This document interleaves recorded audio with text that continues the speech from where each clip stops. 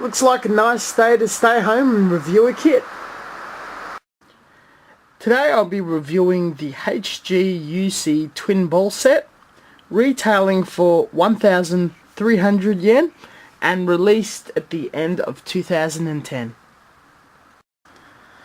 This kit comes in 2 sets of free sprues, including clear pieces, no polycaps, and 3 colours to choose from.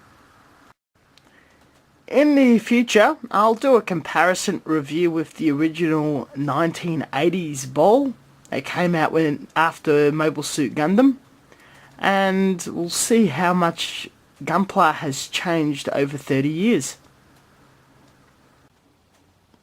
This is the kit. It's not too big, but the Mobile Suit itself is quite small and comes with an extremely convenient little stand that I've put the Federation symbol on. The gun and the claws has a range of movement. They were a bit stiff after painting. You've noticed in my previous videos that I've used the Mr. Hobby metallizers for the cannon. I've pre-shaded it and used the salt weathering technique. I've also used an assortment of decals I had in stock, including a few stars here symbolising how many mobile suits this may have shot down. Mini Federation symbol. Little magical girl on the cannon. Art nail decals. Spec sheet, another Federation symbol. Air Federation Space Force. Little information for the cannon. I forgot at the back there's a bit of a circular decal there. Marking underneath the orange piece, and a little arrow with some text. I assume something like escape hatch. I find the inner cockpit quite cool. There's a bit of detail in there, so I hand painted it and put some clear paint on the clear piece, the glass, to clear it up and give it some gloss. It's just a cockpit green, a brown, and a really basic black sludge wash to bring out the detail. I've also painted the thrusters underneath a copper colour with a tiny bit of silver at the very inner part of them. The tip of the cannon was free airbrushed black to look like some cannon soot, and instead of using sludge wash for a change, I incorporated a Gundam marker and filled the panel lines, as some of the main panels that come apart was left black after the pre-shading. Though small detail around the arms in the cockpit and thrusters were sludge washed with Citadel ink.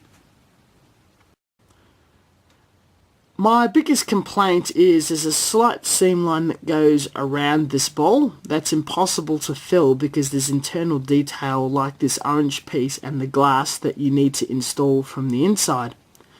Though for how well of a fit it is, the seam line is virtually invisible, and after some weathering you really need to take with a magnifying glass to actually see it.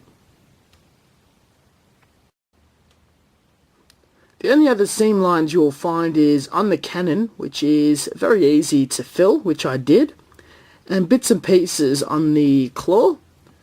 Most of it's been filled except for the very base where it comes apart, which you can barely see, and at the base of the cannon, which you can also barely see. That wasn't quite worth filling, but with the awesome reputation of the HGUC line, very little work and you can just get straight into snapping and painting without worry.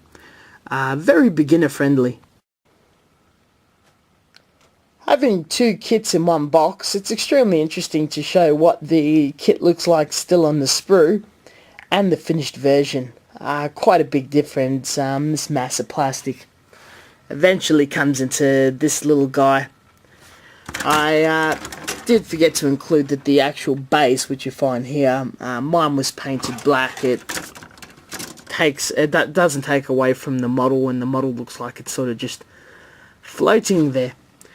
In conclusion, I found this to be an extremely fun model. It's a fantastic build, great for beginners, intermediate, advanced individuals.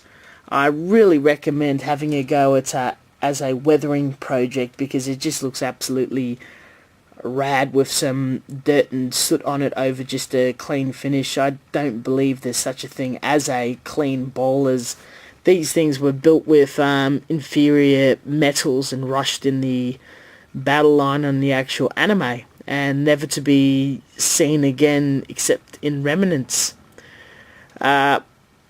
Definitely pick yourself up, really cheap with 2 kits. I'm not building the second one, I'll be giving that to a friend, so if you have a friend that's really into Gunpla, it's probably good to go over to his place, crack this kit and each build a ball. Thank you for watching, and until next time.